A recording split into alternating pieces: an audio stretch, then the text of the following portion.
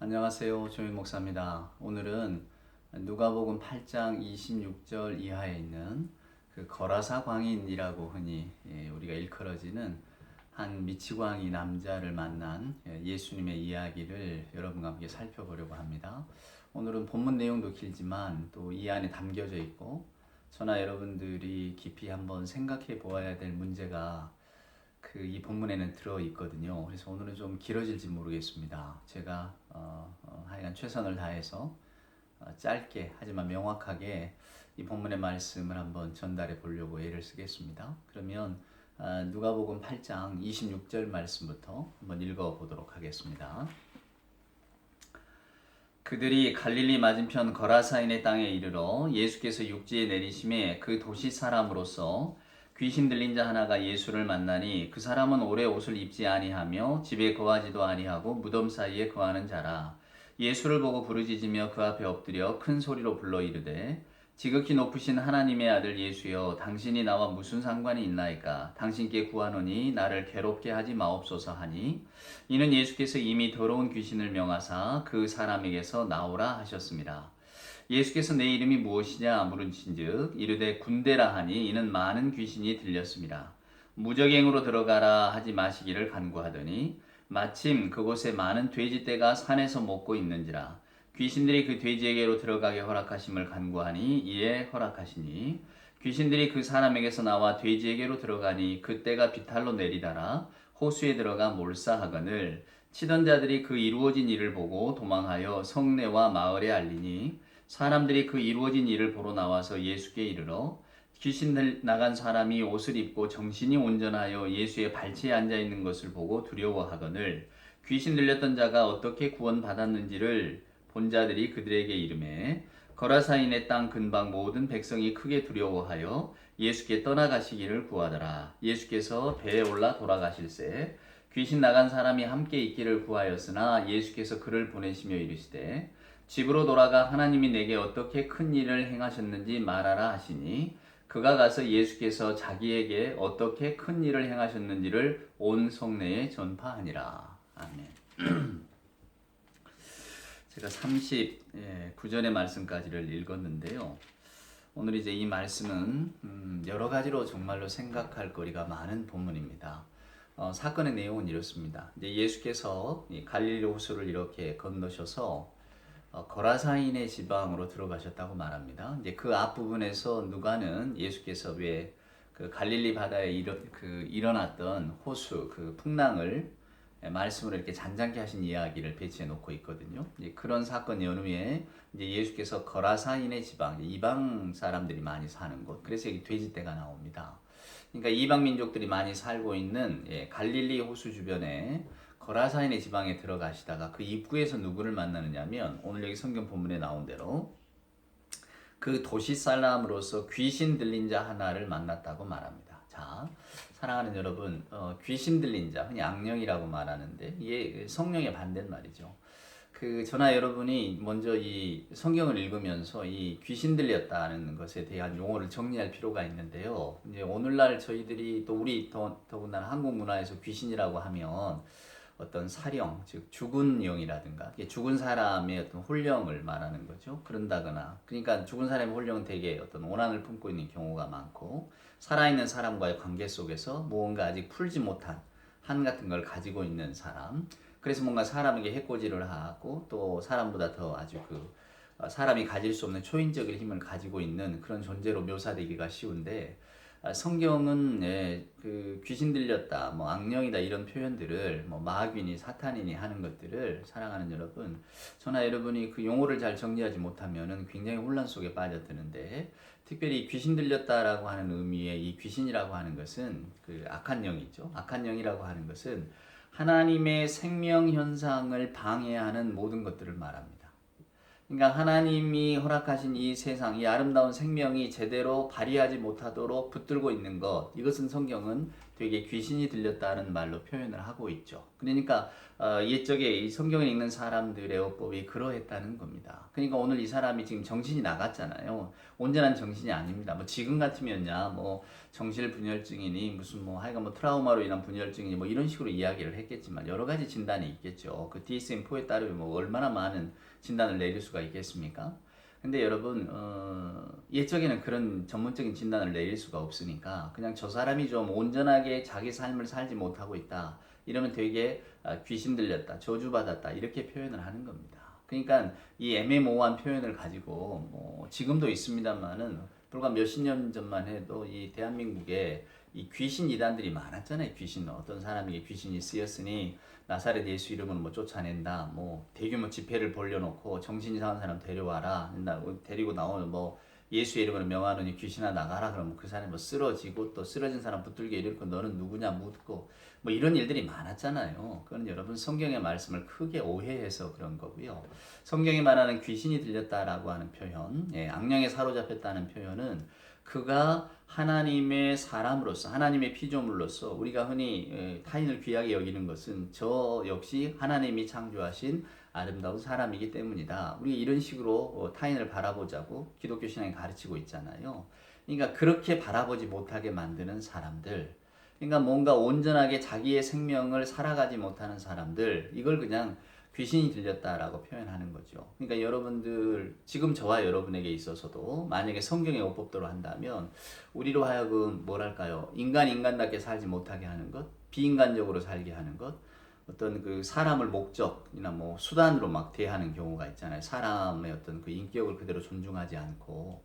그러니까 요즘 뭐 우리 시대에 흔히들 뭐 갑질이니 뭐 자본주의 시대니까 돈이 사람의 목숨보다 더 귀하게 여겨지는 그런 것들을 태연하게 행하는 것을 볼 때에 만약에 지금이 성경시대라면 그걸 귀신 들렸다고 말하는 겁니다.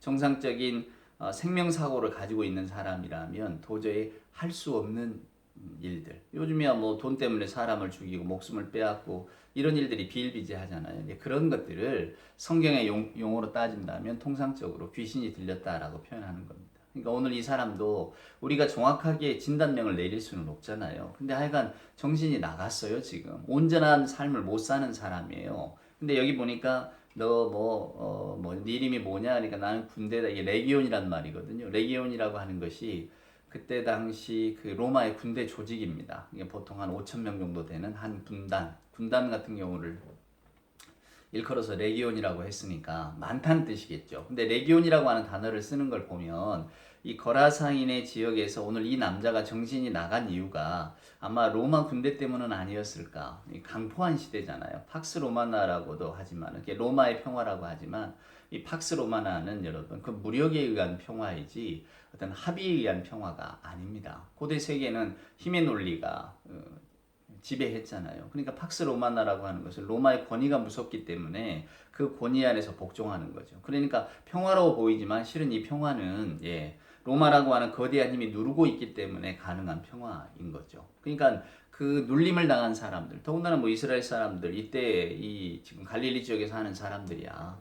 다 로마로부터 무력으로 진압당하고 이제 로마의 통치에 울며 겨자 먹기로 이제 복종하는 어떤 그런 성격을 띨 수밖에 없는데 그런 여러분 그 얼마나 이런 상처들이 많았겠습니까? 때로는 독립운동 뭐 하는 사람이었을 수도 있고 또 어떤 그 로마 병정들에게 철저하게 유린당한 한 집안의 가장일 수도 있고 혹은 뭐 그 집안의 아들일 수도 있고 로마 때문에 몰락해버린 뭐 이런 일들이 얼마나 많아요. 그 왜 베너라고 하는 영화를 보면 유다 베너가 원래 그 유대의 그 유력한 가문의 자제인데 그 로마 이렇게 그 뭐죠? 로마의 지휘관이 이렇게 예루살렘을 들어오는 걸 위에서 보고 있다가 잘못해서 그 기와가 떨어지는 바람에 결국은 집안이 풍비박산 나는 이야기 아닙니까?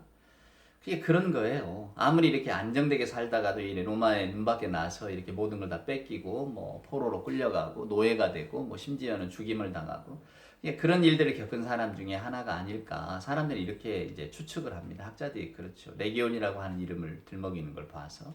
그러니까 하여간 사건의 오늘 이 그 누가가 전해주는 이야기의 핵심은 이겁니다. 예수께서 거라사인의 지방, 이방인의 지역에도 하나님 나라의 운동을 하시려고 하나님 나라의 말씀, 하나님의 말씀을 전하려고 복음 활동을 하시려고 들어갔는데 거기 초입에서 누구를 만났냐? 한 정신 나간 사람을 만났는데 오늘 이 사람은 아무도 제어할 수가 없어서 그 도시에 사는 사람이지만 도시에서 할 수 없어서 이 무덤가에 있는 여러분 이 무덤을 우리 시대의 어떤 공동묘지 이렇게 생각하시면 안 되고요. 옛적에 여기 풍습은 기온이 이렇게 건조하고 하니까 뭐죠 동굴처럼 만드는 거잖아요. 그러니까 실제로 그때 시절을 연구했던 분들 책을 읽어보면 그 무덤에 이렇게 불황자들이 많이 거주를 했답니다. 왜냐면 비를 피하게 구멍 뚫려 있으니까요. 그리고 그 안에 넣어놓는 뭐 시체들이 다 썩고 풍화작용 때문에 뼈만 남고 막 이런 거고, 그러니까 거기에 오히려 들락날락하고 살 수 있는 그런 여건이 되었다고 하는 거예요. 우리처럼 막 무덤으로 돼 있으면 어렵잖아요. 그러니까 흔히들 요 본문을 보고 우리 사정을 떠올리기가 쉬운데 그건 아니고요. 그냥 어떤 절벽이나 이런 사이에 뚫어놓은 그 구멍, 공동묘지, 여러 묘지로 쓰여지는 그런 곳에서 거주하는. 왜 그랬을까요? 사람이 사는 마을에는 살 수 없기 때문에 그렇습니다. 그래서 이 본문에 보면 막 쇠사슬로 묶어놓고 근데 한번 이렇게 발작을 하면 아무도 제어할 수 없는. 근데 그와 오늘 예수님이 만나는 장면입니다. 자, 예수님이 만났습니다. 그랬더니 오늘 29절에 보면 예수께서 더러운 귀신을 명하사 그 사람에게로 나오라 하셨다. 사랑하는 여러분, 28절에 보니까 예수를 보고 부르짖으며 그 앞에 엎드려 큰 소리로 불러 이르되 지극히 높으신 하나님의 아들 예수여, 당신이 나와 무슨 상관이 있습니까? 당신께 구하노니 나를 괴롭게 하지 마옵소서. 네. 그러니까 오늘 누가는 이런 그 정신 나간 남자의 입을 빌려서 예수님이 누구신가? 지극히 높으신 하나님의 아들이다. 그리고 예수님은 이런 악령들을 제압하는 힘을 가지고 계신다라고 하는 것을 오늘 이 남자의 입을 통해서 들려주고 계시는 거죠. 근데 문제는 오늘 이 남자가 도대체 당신이 누군데 나를 괴롭게 하느냐라고 했다는 겁니다. 그리고는 이제 예수께서 더러운 귀신아 나오라. 네 이름이 뭐냐? 나는 레기온입니다. 그랬더니 이제 이 귀신 들린 자 안에 있는 귀신이 그 더러운 영이 무서워서 나를 무적행으로 떨어뜨리지 마시고 저 마침 돼지떼가 있으니 그 돼지떼로 들어가게 해달라. 예수께서 허락하시니 그들이 그냥 돼지떼로 이렇게 들어갔더니 그 돼지가 막 비탈을 내려서 달려서 그냥 바다로 다 갈릴리에 빠져 죽었겠죠. 다 빠져 죽어버렸다. 뭐 이런 이야기입니다. 얼마나 어쩌면 좀 기괴하기도 하고 정말 놀라운 장면입니다. 이게 이제 마을이 알려지니까 오늘 우리가 읽은 본문을 보면 마을 사람들이 어이구 이렇게 놀라운 능력을 가진 분이 우리 곁에 오시다니 어서 오셔서 우리 문제를 좀 치유해 주십시오. 이렇게 나올 줄 알았더니 아이고 당신이 들어와서 우리 큰일 날 것 같으니까 제발 우리 곁을 떠나시오. 이렇게 말했다는 거 아닙니까? 그리고 이제 예수께서 그 무리들의 어떤 그런 아우성을 피해서 떠나시려고 하니 또 마지막 부분에 보면 이 귀신 나갔던 사람이 다시 돌아와서 나 예수님 좀 따라가고 싶다고 이렇게 이야기를 하니까 예수께서 또 완곡하게 거절하시면서 동네로 돌아가라. 마을 사람들에게 하나님이 하신 일을 알려라. 이제 이렇게 하는 것으로 장면이 끝이 납니다. 저나 여러분 이 본문을 보면 이건 첫째는 다 해석할 수가 없습니다. 이 누가의 어떤 상황도 있고요. 또 누가가 이 예수님의 이런 이적 이야기를 통해서 저나 여러분에게 무엇을 던져주려고 했을까? 분명한 어떤 목적, 어떤 이 이야기를 들려주는 목적, 우리가 정확하게 알 수는 없지만 우리는 오늘 이 본문을 읽으면서 막연하게 하나님과 즉 예수 그리스도 안에 행하신 하나님의 역사, 하나님의 능력을 우리가 바라볼 수가 있습니다. 그래서 오늘 예수님의 이야기가 매력적인데요, 사랑하는 여러분. 오늘 이 본문을 저희들의 삶으로 한번 들여다보겠습니다. 그러니까 고대 당시 그때 이야기로만 이렇게 여러분들에게 전해드리면 한 귀신 들린 남자가 예수를 만나고 예수님이 그 귀신 들린 자를 고쳐주고 그랬더니 마을 사람들이 환영하는 것이 아니라 오히려 예수를 두려워하고 마을에 들어오지 마시라고 할 정도였다. 또 이 남자는 어차피 예수님으로부터 병고침을 받았기 때문에 어떤 그 나음에 대한 어떤 소망과 또 예수 안에서 발견한 새로운 희망을 좀 쫓으려고 예수님의 뒤를 따라가는 제자가 되겠다고 했지만 예수께서 너는 마을에 나가서 하나님의 행한 일을 알려라. 그냥 이렇게 떼놓으셨다. 뭐 이 정도로 이야기가 끝납니다. 그럼 여러분 이 이야기는 뭘까요? 예수님께서 귀신 들린 자를 제압하셨다고 하는 예수님의 능력에 관한 이야기일까요? 사랑하는 여러분? 아니면 예수님께 고침받은 사람이 너무 감동해서 예수님을 따라가겠다고 나선 이야기일까? 오늘 이 본문 속에 나와 있는 그 말씀들이 무엇을 가리키는지 저나 여러분은 그저 희미하게 알 뿐입니다. 그렇지만 그 희미함 속에서 우리는 하나님 나라의 진리를 깨닫고 또 조금 더 가까이 다가가게 되고 더 나아가서는 오늘 이 말씀이 우리에게 무슨 이 본문의 의미가 있는가 하는 것을 한번 생각하는 거죠. 저나 여러분은 오늘 뭐 이 말씀을 전하는 저나 듣는 여러분도 정신이 다 멀쩡하시잖아요. 우리가 지금 이 남자처럼 공동묘지에 이렇게 묶여 있는 사람이 아니잖아요. 근데 오늘 이 이야기가 어떤 의미를 우리에게 던져주고 있는 것일까? 여러분도 아마 좋아하시겠습니다만은 도스토옙스키라고 하는 사람이 있습니다. 러시아 유명한 문호죠. 흔히 뭐 러시아의 가장 유명한 문호는 톨스토이 아니면 도스토옙스키 아닙니까? 우리나라 사람들이 참 좋아하는데 저도 뭐 톨스토이, 도스토옙스키 그 작품들이 워낙 방대해서 다 읽지는 못합니다만은 그래도 한두 편 읽어보면 다들 뭐 그 깊이 이게 왜 고전이고 왜 이분들이 그저 이 명 작가인지 알겠다라고 하는 그런 느낌은 충분히 다 가질 수가 있는데 그 톨스토이가 아니고 도스토옙스키가 이 누가복음 8장의 이야기를 모티브를 가지고 이 악령이라고 하는 소설을 썼어요. 이게 뭐 한 1000페이지가 넘는 책입니다. 이걸 상중하 3권으로 되어 있는데요. 읽기도 어렵고 그런데 많은 분들이 이거는 아마 사람이 써낸 소설 가운데 가장 충격적인 소설이다 뭐 이렇게 평하기도 합니다. 악령 제목 자체가 뭐 아주 무시무시하잖아요. 그런데다가 이 악령의 첫 페이지를 딱 펼치면은 누가복음에 대한 이야기가 처음에 딱 나옵니다. 오늘 누가복음 8장에 있는 이야기를 가지고 이 본문을 시작을 해요. 그래서 이 이야기가 참 놀랍구나. 이게 지금 누가복음 8장에 대한 이야기를 이렇게 딱 책 서문에 쓰고 있거든요. 그리고 이제 이 이야기를 시작하는 겁니다. 그러니까 오늘 도스토옙스키는 누가복음 8장에 있는 이 이야기를 소설로 풀어낸 거예요. 1000페이지가 넘는 소설로 풀어내는 겁니다. 사랑하는 여러분, 무슨 의미가 있을까? 굉장히 좀 궁금해지지 않으십니까? 도대체 이 누가복음 8장 속에 담겨져 있는 어떤 그 예술성, 문학성 뭐 이런 것들이 얼마나 탁월하게 도스토옙스키는 이 소설 속에 구현을 해놨을까? 이 악령이라는 소설에 보면 이런 이야기가 나옵니다. 그 한 백작이 말입니다. 이제 자기 이야기를 하는 거예요. 내가 어느 가정집 어떤 그 귀족의 집에 가정음악회 초대를 받아서 갔다. 옛적에 이 소설이 쓰여진 지가 한 1870년쯤 되니까요. 러시아 귀족들이 있을 때 아닙니까? 귀족 집에 갔다가 우연히 하여간 방에 들어갔는데 3루블짜리 지폐가 하나가 있어서 자기가 그냥 재미삼아 그걸 들고 나왔다 이거예요. 근데 나중에 이게 발칵 뒤집혔죠. 3루블이 없어졌다고 주인이. 그러니까 누가 의심을 받냐면 하녀가 의심을 받는 겁니다. 근데 이 하녀는 지금 이 귀족이 그 방에 들어갔다 나왔다는 걸 알아요. 그러니까 이 귀족이 아마도 3루블을 가져갔을 거라는 걸 압니다. 근데 뭐 말을 않고 있으니까 당연히 주인은 하녀가 훔쳐갔다고 생각하고 결국 하녀를 그 집에서 내쫓습니다. 그러니까 이 하녀가 이 백작을 보고 얼마나 그 원망스러운 눈초리로 바라봤겠습니까? 이 남자가 그러는 거예요. 러시아 전통은 말입니다. 러시아 정교회라는 게 있잖아요.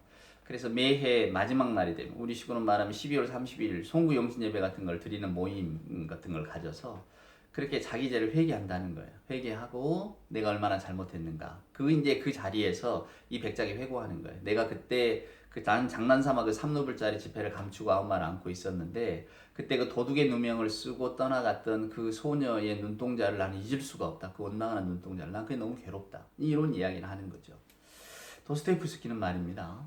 그런 전통이 없어지는 게 너무 두려웠던 것 같아요. 그걸 두려워했습니다. 그러니까 이 소설이 발표된 1870년이 제정 러시아 말기 또 러시아로 한참 이제 자유주의 사상이 막 밀려오니까 많은 청년들이나 젊은 사람들이 이제 무정부주의에 대한 환상을 갖게 됐습니다.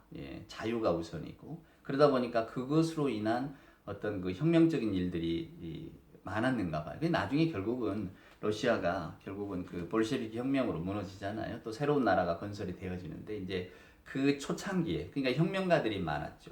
그러니까 도스토옙스키 시절에 어떤 일이 있었냐면 네자예프라고 하는 혁명가가 자기가 국가를 전복시키고 무정부주의자들이니까 좀 이렇게 자유로운 나라 하여간 그런 혁명적인 일들을 해보겠다고 비밀결사를 조직을 했는데 그 중에 한 사람이 배신을 했습니다. 그래서 그 조직원들이 이 사람을 죽여요. 그리고는 얼음이 꽝꽝은 연못 여름을 깨고 그 밑에다가 시체를 숨긴다니까. 그게 이제 나중에 발각이 돼서 다 이제 일당들이 일망타진되는 이야기가 실제로 있었습니다. 여기에서 이제 모티브를 따서 이 악령이라고 하는 소설을 썼거든요. 그러니까 여기에 보면 실제로 그 모티브 사건이 나와요. 혁명가 조직이 또 배신하려고 하니까 또 그 사람을 죽이고. 그러니까 원래 도스토옙스키 소설이 무슨 치정이니 살인이 이런 게 많이 나와서 읽기는 참 재미가 있습니다만은 이 악령만큼 사람이 많이 죽는 소설은 드물어요. 근데 소설이 어렵습니다. 그러니까 글쎄 한번 꼭 읽어보시면 좋겠지만 하여간 내용은 이래요. 그래서 하여간 그런 내용들을 통해서 그러니까 도스토옙스키가 말하고 싶었던 거는 하나님이 없는 시절에, 즉 종교가 무너진 자리에 과연 뭐가 대처할 것인가. 그래서 이 소설 속에서도 이제 그 무정부주의적인 환상을 갖고 하여간 자기 자유의지로 살아보려고 하는 사람, 또 여기 이 소설에 보면 아주 끼릴로프라고 하는 재밌는 사람 하나가 등장해요. 결국 자살로 끝나는데요. 내가 죽음의 공포를 이겨야만 내가 신이 되는데 그러려면 자살해야 된다. 결국 자살을 해요. 근데 허무만이 남는 거죠. 그러니까 이런 모습들을 통해서 하나님이 없는 시절, 하나님이 없는 세계가 얼마나 무섭고 허망한가를 실은 도스토옙스키는 보여주고 있는 거거든요. 그래서 이 소설 속에서 그 주인공 중에 한 사람이 입을 빌려서 이런 말을 합니다. 우리는 마치 산비탈을 달려가고 있는 돼지떼 같다고. 결국 우리는 바다로 다 빠져들어서 죽게 될 거라고 이런 이야기를 합니다. 그러니까 그때 당시에 인간이 모든 것을 다 행할 수 있고 또 우리가 어떤 가지고 있는 혁명적인 목적을 위해서라면 이것을 배신하는 사람이 있다면 우리는 죽여도 된다라고 하는 어쩌면 사람의 생명조차도 이념이나 이런 것들이 희생시키기를 주저하지 않는 인간상들이 도스토옙스키는 이게 다 악령이 들린 삶이 아닌가라고 하는 것을 고발하고 싶었던 것 같아요. 저는 이제 아무래도 목사 입장에서 소설을 보니까 그렇구나. 또 도스토옙스키는 늘 그 기독교적 정신에 아주 충실한 사람이었으니까. 톨스토이 역시 마찬가지거든요. 근데 톨스토이는 원래 이제 잘 사는 집 아들이었고 부족함이 없이 살다가 예수를 통해서 깨달음을 얻고 다 나눠준 삶을 사는 그런 어떤 그 뭐랄까 좀 영웅적인 풍모를 가진 사람이었는가 하면 이 도스토옙스키는 좀 그러지는 않았어요. 막 술, 도박 뭐 이렇게 그게 다 이런 게 지금 악령이니 까라마조프 형제들이 이런 게 도박비 때문에 다 쓰게 된 소설들이거든요. 근데 그러면서도 자기의 삶이 그렇게 도박이나 이런 술에 찌들어 있으면서도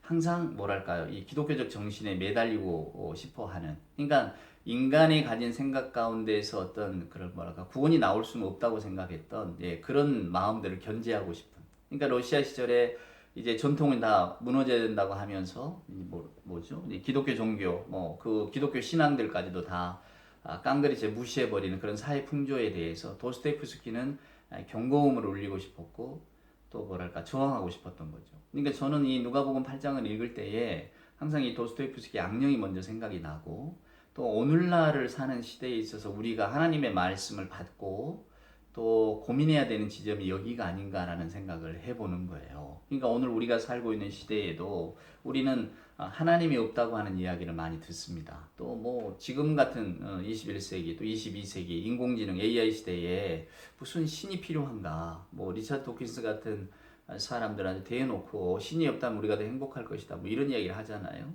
그러니까 신이 없는 시대, 하나님을 부정하는 시대에 우리가 살아갈 때에 그렇다면 과연 우리들의 삶이 온전한가 하는 거죠. 오늘 우리가 뭐 아주 뭐 양극화가 심해지고 극단적인 뭐 자유주의 또 자본주의 시절을 살아가잖아요. 과연 여기에서 사람의 가치가 인정받고 존중받아지는가?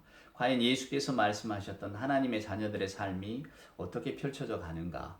혹여 우리는 집단적으로 다 이렇게 악령에 휩싸여 있는 것은 아닐까? 사랑하는 여러분, 이런 것들이 오늘 이 성경 말씀을 읽으면서 우리들의 마음에 자리해야 하는 거죠. 그러니까 어쩌면 우리는 전부 다 겉으로 보기에는 정신이 멀쩡한 사람 같고 멀쩡한 사회 같지만 그리고 뭐 세계 역사상 지금보다 더 인간의 집단지성이 이렇게 뭐랄까요 높이 올라가고 정말 인간의 힘이 위대해진 적이 있었습니까? 어떤 그 자연현상까지도 제어하려고 하고 또 우리 인간의 생명까지도 뭐 여러 가지 과학기술을 통해서 연장하려고 하는 노력들이 부단히 지금도 이루어지고 있는데 그런 시절을 과연 살면서 그러니까 인간의 머리가 이렇게 거대해진 시절을 살면서 과연 우리는 얼마만큼 하나님이 기뻐하시는 삶 또 우리 주변에 있는 타인들을 인정하는 삶을 살고 있는지 우리가 정말 하나님 없이 사는 삶이 얼마나 끔찍한 것인가를 과연 상상이나 하며 살고 있는지를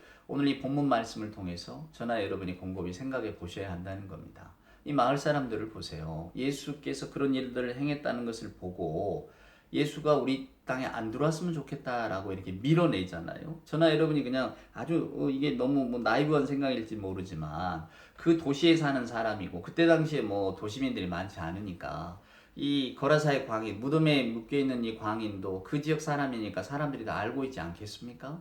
그렇다면 그 사람의 어떤 가족들도 알고 있고 그 사람이 정신이 나가기 전에 갖고 있었던 삶의 행태도 알고 있을 텐데, 근데 정상적인 사람이라면 이 사람이 오히려 무사히 돌아온 것에 대해서 우리가 감사해야 되고 예수께 고마워야 되고, 저 사람이 온전한 정신으로 돌아옴으로써 저 과정이 회복되어졌으니까 얼마나 박수칠 일입니까? 근데 이 사람들은 그렇지 않다는 거예요. 그저 몰살해버린 돼지떼의 그 재산 가치에 매여 있는 것인지, 아니면 그저 자기들이 뭔가 이렇게 항상 우리 혐오하고, 예, 뭔가 이렇게 돌을 던질 대상이 옆에 있어서 사람들이 또 어떤 그런 그 쾌감을 느끼잖아요. 그런 존재가 없어져 버린 것에 대한 서운함인지, 이게 인간의 독함을 말하는 거죠. 하나님이 없는 시대의 사람들의 특징이죠.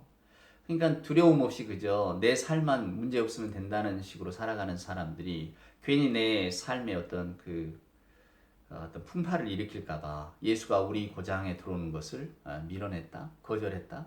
이것은 오늘날 저나 여러분이, 아니 내가 교회 가면 늘 마음이 불편하다, 하나님의 말씀을 들으면 참 불편하다, 나는 이렇게 살 수도 없는데 뭐 이런 내가 불편한 말을 들어야 되는가, 이만하면 민주사회 한 시민으로서 그래도 남에게 폐 안 끼치고 잘 살고 있는데, 저나 여러분들이 혹여나 이런 어떤 핑계거리를 찾고 있으면 이런 본문들이 불편해지지 않겠습니까? 제가 부활절 때도 실은 부활이라고 하는 것, 그 깊은 의미가 여러 가지가 있지만 그 중에 가장 큰 의미는 부활을 사는 것이다. 그래서 죽은 사람의 부활이 없으면 그리스도께서 다시 사신 것도 없다고 분명히 바울이 명토박듯 말하고 있는 것이다. 결국은 죽은 사람이 다시 산다는 게 뭐냐? 저나 여러분이 예수를 믿고 부활 생명을 사는 사람으로서의 어떤 삶의 모습이 변모돼야 된다. 그것을 우리에게 어쩌면 숙제처럼 남겨주고 있는 부활절 메시지다. 이런 이야기를 드렸었는데, 부활을 살라고 하면 다 불편하죠. 저부터도 불편하죠. 그냥 당신의 삶은, 오늘 저나 여러분이 이렇게 유튜브로 만나고 있으니까, 또 하나님의 말씀으로만 만나니까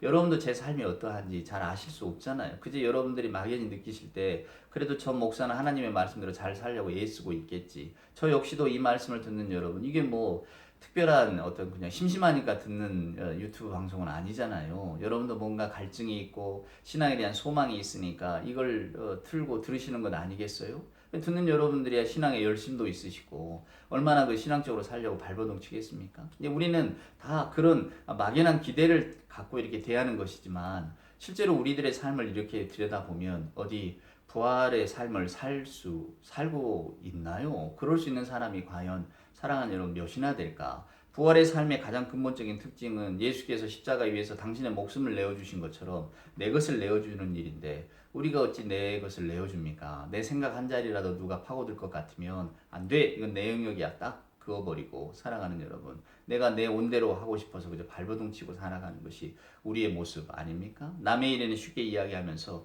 내일에 관계된 일들이 들어오면 우리가 뭘 할까요? 바늘 하나 꽂을 틈 없이 그저 이렇게 좁아지는 것이 우리들의 마음 아닙니까? 타인의 일을 대할 때야 망망대해 아주 그저 우주 같은 넓은 마음 우리가 다 가지고 있죠. 근데 자기 일이라면, 자기의 이익과 관계되는 일이라면 우리가 얼마나 우리를 방어합니까? 그게 우리잖아요. 근데 우리가 언감생심 무슨 부활을 산다고요? 천만의 말씀이죠. 더군다나 더 나아가서, 아니 우리를 보고 사람들이 예수가 정말로 살아나셨고 하나님의 부활 생명이 있다는 것을 믿도록 유도한다고요? 말도 안 되는 이야기입니다.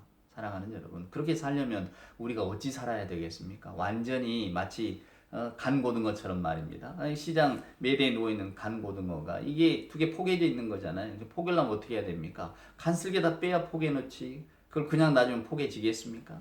간슬개를 다 빼놓은 인간으로 살아야 되는데 어떻게 그렇게 살겠냔 말이에요. 오늘날 같이 자기가 거대해지고 자기가 커진 세상, 자기가 중요한 시절이 어디 있다고. 안 그렇습니까, 여러분? 그래서 말씀이 실은 불편한 겁니다. 그렇지만 이 말씀이 성경에 우리에게 들려주고 계시니까, 오늘 누가도 예수께서 이런 일을 행하셨다고 저나 여러분에게 들려주고 있으니까 오늘 우리는 어느 자리에 서 있는가 생각해 보면, 예수께서 우리 마을에 들어오시는 것이 부담스러우니까 좀 나가시라고 이렇게 밀고 있는 마을 사람들 아니겠어요? 그 뒤에 정신 나간 사람이 나는 예수를 따르고 싶어요 해서 그냥 예수를 쫓아가는 사람, 그 사람으로 혹시 우리를 착각하고 계십니까? 아닙니다. 우리들의 대부분은 아이고 뭐 예수님 좋지만은 그 예수가 우리 삶에 들어와서 이게 어떤 그 풍파를 일으킬 거 생각하면 나는 차라리 죽는 순간에 천부의 의지 없어서 손 들고 옵니다. 나 그냥 그때 두 손 들련다. 지금은 그냥 내 욕심대로 한번 살아봐야지. 오히려 우리가 이런 쪽에 서 있지 않겠습니까? 그래서 이런 말씀들이 울림이 큰 겁니다. 아, 과연 예수께서 그런 일들을 일으키셨을 때 우리 예수님은 결국 저나 여러분에게 뭐랄까 이 거라사의 광인과 같이 우리가 그동안에 예수의 가르침, 예수님을 모르고 있을 때에 매여 있던 게 얼마나 많았습니까? 첫째는 자기에게 매여 있고 자기 욕심에 매여 있고 우리가 모두가 다 뭐랄까요 내 중심의 세계 속에 있다가 정말로 우리를 위해 십자가에 대신 달리신 예수 그리스도 하나님의 사랑을 알게 될 때에 아이고 그렇구나 하나님의 살아계시구나 하나님의 어떤 그 다시 오실 주님이 우리를 기다리고 있구나 그 약속이 실현되는구나 기다릴 이런 걸 믿고 따를 때에 우리들의 삶에 대한 근본적인 반성 또 돌아봄이 어떤 그 자연스럽게 일어날 것인데 우리는 아직 대부분 거기까지 나가고 있지 못하잖아요. 그러니까 이런 말씀을 들으면서 실은 찔림을 받고 저도 그런 목적을 가지고 이 말씀을 드리는 겁니다. 우리가 뭐 어찌 이렇게 살 수 있겠어요. 우리는 아까 말씀드린 것처럼 그저 어쩌면 예수님을 밀어내는 사람 쪽에 속해 있지 모르지만 그럼에도 불구하고 주님 이 말씀이 오늘 제게 주신 말씀인 줄 압니다. 저도 이 말씀들 한번 살아보려고 애를 쓰겠습니다. 제가 삶의 순간순간 제 욕심이 앞서고 제 판단이 앞서고 하나님의 말씀보다는 제 기분이나 혹은 제가 하고 싶은 욕망이 앞설 때에 문득 자려고 잠자리에 누웠다가 오늘 이 말씀이 생각나면 일어나서 아무도 모르는 그런 골방에 앉아서 홀로 울겠습니다. 제가 어쩌면 이 말씀이 이렇게 제게 크게 다가올까요? 이제 이런 고백들을 이런 기도들을 올리면서 실은 이 말씀을 받는 거죠. 그래서 여러분 토스토예프스키도 그런 이야기를 전해주고 싶었던 것 같아요. 지금 우리가 온전히 가고 있는가? 우리는 그저 비탈길을 달리는 돼지떼와 같은 삶을 살고 있다. 인간이 위대한 줄 아느냐? 위대한 것 같아도 그렇지가 않다. 그래서 이 양령이라는 소설에 나오는 인물들을 보면 하여간 뭔가 좀 다들 기괴합니다. 말하는 것도 그렇고 뭐랄까 때로는 우리 치부를 들킨 것 같고 나같기도 하고 뭐 그런 감정도 들지만 어떻게 세상에 이런 사람들이 있나 또 이렇게 생각할 때도 많거든요. 근데 어찌됐건 이런 인물들 가운데 도스토예프스키는 그들이 우리들이고 또 이들의 이런 모습들이 대부분 죽거든요. 아주 비참하게 인생을 마감하는데 저희들의 인생이 결국 우리들의 인생인지도 모릅니다 라고 하는 것을 우리들에게 들려주고 있는 거예요. 저는 오늘 이 누가복음 8장의 말씀이 그래서 뭐 예수님의 여러 말씀 가운데 가장 인상 깊게 남는 말씀이기도 하고요. 또 이 말씀은 자꾸 나누고 싶은 주제이기도 합니다. 사랑하는 여러분, 오늘 이 말씀을 한번 깊이 있게 한 두어 번 더 읽어보시고 또 한번 이렇게 묵상해 보십시오. 아, 이 말씀의 의미가 정말 이럴 수 있겠구나. 참 이게 깊이 있는 내용이구나. 이것만 느끼신다면 이 성경을 대하는 자세가 조금 달라지지 않을까. 그리고 조금 더 시간이나 형편이 허락되신다면 이 양령이라고 하는 소설도 한번 도전해 보시는 것이 어떨까 싶습니다. 하여간 주의 말씀은 언제나 우리의 마음을 울리는 경종 같은 것입니다. 아주 그냥 정신 차리라고 마치 얼음 냉수, 얼음 마찰하는 것 같은 그런 힘이 있죠. 오늘도 이 말씀을 통해서 마치 추운 겨울날 차가운 냉수 한 그릇 들이키셨다. 혹은 차가운 냉수 한 바가지 그냥 내 머리에 끼얹었다. 그런 기분으로 이 말씀을 받으셨으면 저는 참 좋겠고요. 그리고 이 말씀이 오래도록 우리들의 마음 가운데 남는 말씀이기를 소원합니다.